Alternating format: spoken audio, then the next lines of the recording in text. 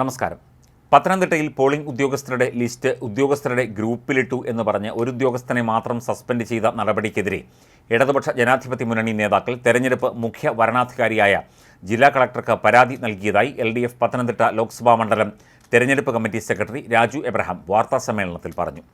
സംഭവത്തിൽ ഏറ്റവും ഗുരുതര കുറ്റം ചെയ്തിരിക്കുന്നത് ഔദ്യോഗിക ഗ്രൂപ്പിൽ വന്ന ലിസ്റ്റ് അതിൽ നിന്നും പൊതു ഗ്രൂപ്പുകളിലേക്ക് മാറ്റിയവരാണ്.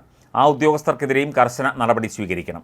ജില്ലാ പോലീസ് മേധാവിയുമായി ചർച്ച ചെയ്തതിനെ തുടർന്ന് സൈബർ സെല്ലിനും LDF പരാതി നൽകിയിട്ടുണ്ട്. സൈബർ സെല്ലിൻ്റെ അന്വേഷണം എത്രയും വേഗം നടത്തി കഴിയുമെങ്കിൽ എത്രയും പെട്ടെന്ന് ഈ ഗുരുതര തെറ്റ് ചെയ്ത മുഴുവൻ ജീവനക്കാരെയും സസ്പെൻഡ് ചെയ്യണമെന്ന് LDF കളക്ടറോട് ആവശ്യപ്പെട്ടു. കളക്ടർ ഇത് അംഗീകരിച്ചു. നിലവിലെ നടപടി ഏകപക്ഷീയമാണ്, പക്ഷപാതപരമാണ്.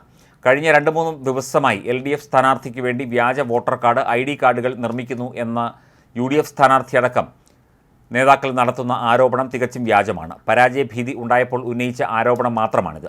കഴിഞ്ഞ 15 വർഷക്കാലം ഒന്നും ചെയ്യാത്ത ആന്റോ ആന്റണിക്ക് ഇപ്പോൾ ജനപിന്തുണ ഇല്ലെന്ന് കണ്ടപ്പോൾ ജനശ്രദ്ധ തിരിച്ചുവിടാൻ നടത്തിയ ആരോപണമാണ് ഇതൊക്കെ എന്ന് LDF ആരോപിക്കുന്നു. എങ്കിലും LDF സ്ഥാനാർത്ഥിയെ വ്യക്തിഹത്യ നടത്താൻ കൂടി നടത്തിയ ആരോപണമാണ് ഇത്. ഇതിനെതിരെയും LDF കളക്ടർക്ക് പരാതി നൽകിയിട്ടുണ്ട്. തെരഞ്ഞെടുപ്പ് കമ്മീഷൻ ചട്ടം അനുശാസിക്കുന്ന വിധത്തിൽ ഇപ്പോൾ തന്നെ അന്വേഷണം ആരംഭിക്കുമെന്ന് കളക്ടർ ഉറപ്പ് നൽകിയിട്ടുണ്ടെന്നും രാജു എബ്രഹാം പറഞ്ഞു. വലിയൊരു ജനക്കൂട്ടമായിട്ടാണ് ഇന്ന് കളക്ടറേറ്റിന് മുന്നിൽ UDF സ്ഥാനാർത്ഥി ആന്റോ ആന്റണിയുടെ നേതൃത്വത്തിൽ സത്യഗ്രഹം നടന്നത്.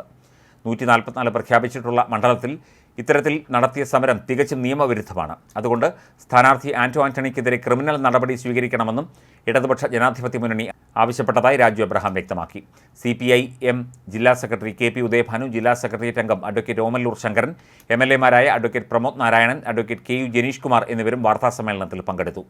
കോന്നിയിൽ 1/4 ലക്ഷം വോട്ടിൻ്റെ ഭൂരിപക്ഷം LDF സ്ഥാനാർത്ഥി ഡോക്ടർ TM തോമസ് ഐസക്കിന് ലഭിക്കുമെന്ന് KU ജനീഷ് കുമാർ MLA പറഞ്ഞു.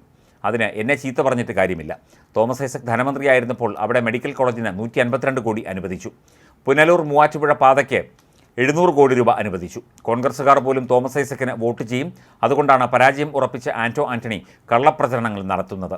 അദ്ദേഹം സൂചിപ്പിച്ചത് പത്തനംതിട്ടയിലെ ശാന്തി ലോഡ്ജാണ്. ശാന്തി ഹോട്ടലിൽ പരമാവധി ഇരിക്കാവുന്നത് 30 പേർക്കാണ്. അവിടെയാണ് 350 ആളുകളുടെ യോഗം ഞാൻ വിളിച്ചു ചേർത്തു എന്ന് പറഞ്ഞത്. ഈ വ്യാജ ആരോപണങ്ങൾക്കെതിരെ കൂടിയാണ് ആന്റോ ആന്റണിക്കെതിരെ പരാതി കൊടുത്തിട്ടുള്ളത്. മാനനഷ്ട കേസും ഫയൽ ചെയ്യുമെന്നും KU ജനീഷ് കുമാർ MLA പറഞ്ഞു.